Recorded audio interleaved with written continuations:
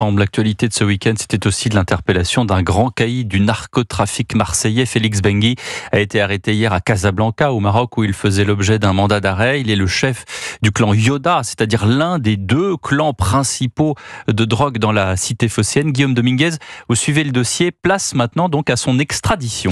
Oui, et c'est une procédure qui peut prendre encore quelques semaines. Félix Benguy a été présenté hier à un juge marocain et placé en détention. Une première étape qui permet à la justice française de demander officiellement son extradition vers la France.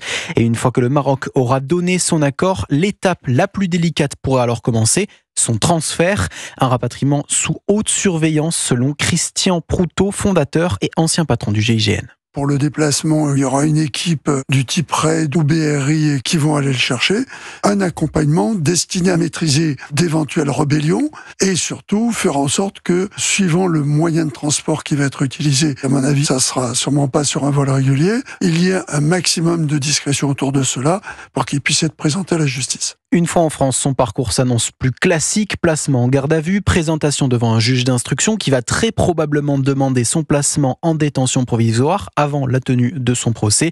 Une détention, elle aussi, sous étroite surveillance, comme nous l'explique Bruno Bartocchetti, secrétaire national du syndicat SGP Police. Au vu de son profil, à mon sens, il va être mis à l'isolement pendant de très longs mois, de manière à ce qu'il puisse ne pas communiquer avec l'extérieur. Il va être étroitement surveillé, il ne sera pas mélangé avec les autres détenus, notamment en détention provisoire, ça c'est un fait, même lorsqu'il sera condamné.